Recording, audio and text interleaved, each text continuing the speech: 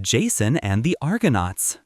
With the adventures of Cadmus, Perseus, and Heracles having come to an end, the first age of heroes was drawing to a close. But with the children they had inspired with their stories now reaching manhood, a new generation of heroes would soon emerge, ready to forge their own legends and make their mark on the world. Jason and the Argonauts' quest for the Golden Fleece would become one of these great legends, with heroes from far and wide all embarking on what would become one of the greatest stories in all mythology. Jason, the heir to the city of Iolcus, had been banished from his homeland as a child by his uncle Peleus, a ruthless tyrant who seized power and took the city by force, claiming the throne of Iolcus for himself.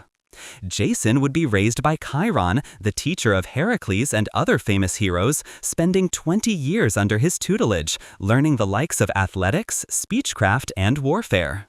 But as Jason reached manhood, and having learned everything Chiron had to offer, he would set out to reclaim his stolen kingdom. Beginning the journey back to Iolcus, Jason would soon come across a river, its harsh current making it difficult to cross.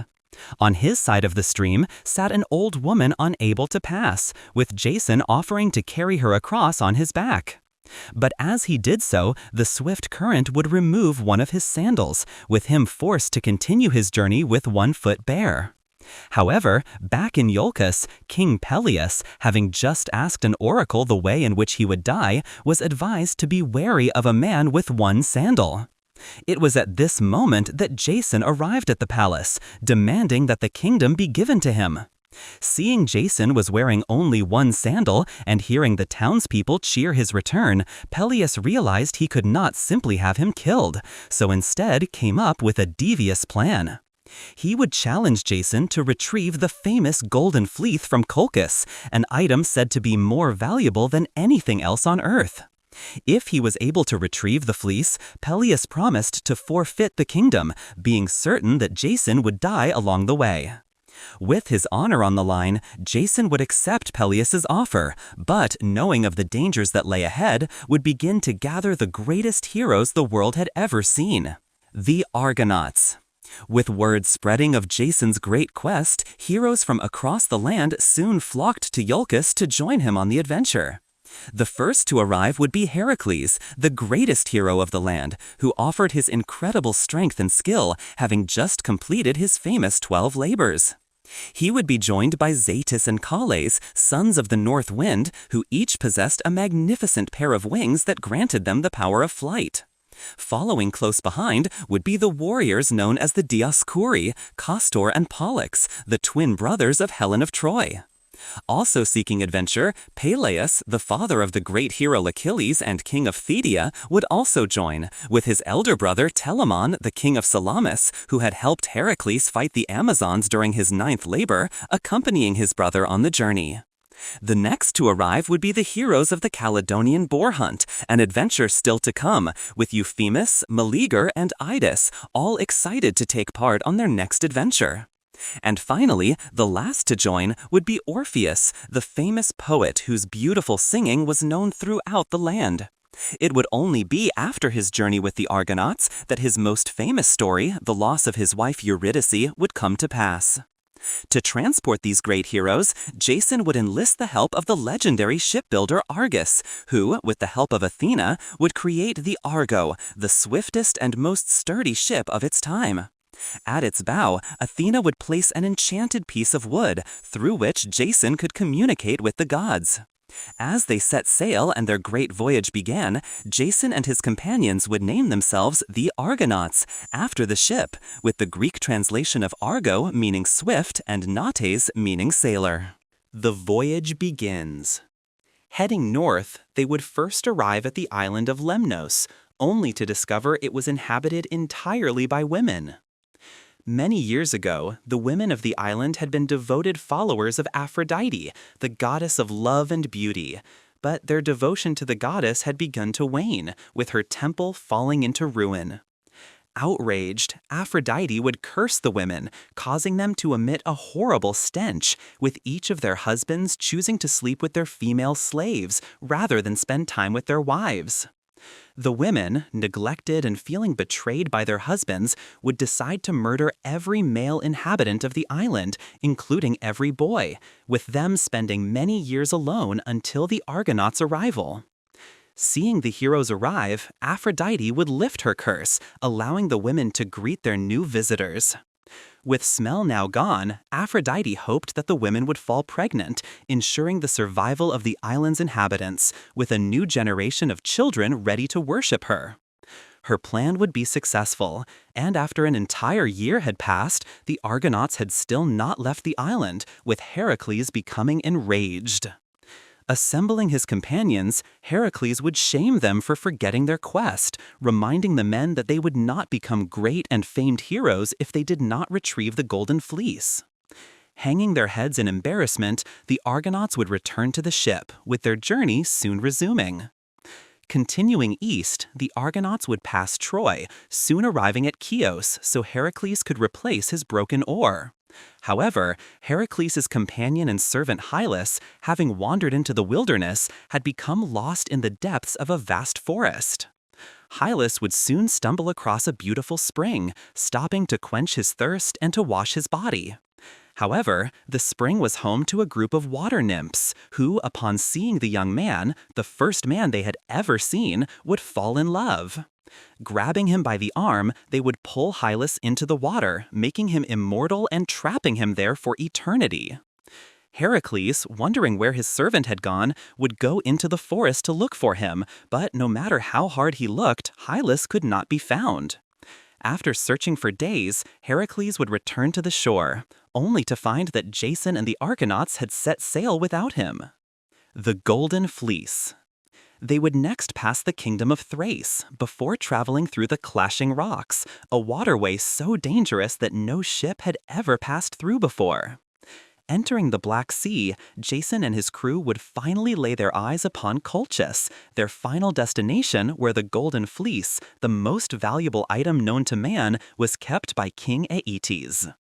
Arriving in his palace, Aeetes would show hospitality to the Argonauts, but would refuse to give up the fleece, knowing it was safe as it was guarded by the fearsome Colchian dragon. Knowing that defeating the dragon was impossible, even for Jason, Hera, queen of the gods, would now give him her aid. For long ago, Jason had carried an old woman across a river out of kindness, not knowing that she was none other than Hera, who had come down to earth in disguise. Hera would now repay the debt, making Medea, the beautiful daughter of King Aeetes, fall in love with Jason. Medea was a powerful witch and would offer Jason her aid, giving him a bundle of magical herbs that he could use to subdue the dragon. With the herbs in hand, Jason would put the beast to sleep before grabbing the Golden Fleece. Finally, with the fleece in his possession, Jason and the Argonauts would hastily return back to the ship, with Medea joining them on board as they made a quick escape. The journey home. As morning came, King Aeetes awoke to discover that the Golden Fleece had been taken, with him quickly assembling a fleet of ships to head out in pursuit. Leading the fleet would be Aeetes' son Absyrtus, and it would not be long until he was close on their tail. Medea, seeing her brother Absyrtus closing in on them, and knowing that they could not outrun such a large fleet, would ask for the Argo to be halted so she could bring her brother on board to discuss peace talks. But as Absyrtus' ship came near, Medea would drag him on board, taking a knife from her robe and stabbing him in the chest. Dismembering the body, she would throw the remains of her brother piece by piece into the sea, so that her grieving father would have to stop the pursuit to collect them. With the time she had now bought, the Argonauts would look for a way to escape. Heading west, they would enter the Istros River, sailing for many weeks until they reached the Alps. Having come to a dead end, the Argonauts would come ashore, lifting up the ship to travel through the mountains by foot. Finally reaching the Rhodanus River, they would sail once again, where this time they would enter the Mediterranean Sea. The Sirens. Setting sail, Jason and his men would begin to hear a beautiful melody, for his ship was passing the home of the Sirens, irresistible creatures that enticed sailors to their death with their bewitching songs. It was at this moment that Orpheus, the famous poet, would take out his lyre and begin to play his beautiful songs, songs that would grow louder and louder as they drowned out the siren's call. Only when they had passed by safely would Orpheus put down his lyre, with all the men on board cheering and thanking him for saving their lives. Heading back to Greece, their next stop would be the island of Scheria, home to the Phaeacians, a kind people who welcomed them with open arms. After facing so many dangers, they would rest on the island for a few weeks, with Jason and Medea hosting a great wedding during their time there. Now married, they would take to the sea once again, finally heading home to Greece. But as they neared close to home, the Argonauts would decide to take one final rest on the island of Crete. However, unbeknownst to them, the island was home to Talos, a bronze giant that patrolled the shore 3 times each day, destroying any ship that approached. Powerless against the giant, the Argonauts would run in terror, with there being nowhere to hide on the beach. But Medea, using her magic, would soon be able to identify Talos' one weakness, a large bronze nail in the side of his ankle that prevented his divine blood from pouring out. Stopping the giant, Medea would tell Talos that she was a powerful witch and could make him immortal. The only thing he had to do was follow her instructions. Claiming that it was the nail in his foot that kept him from becoming immortal, and Talos, never having talked to a human, would be easily tricked, reaching down and pulling out the nail. With his blood pouring out, Talos would fall down to the ground, never to torment travelers again. With the giant defeated, the Argonauts would board their ship, soon reaching the kingdom of Colchis. After many years of travel, and with the Golden Fleece in hand, Jason was finally ready to reclaim his homeland. The fate of King Peleus.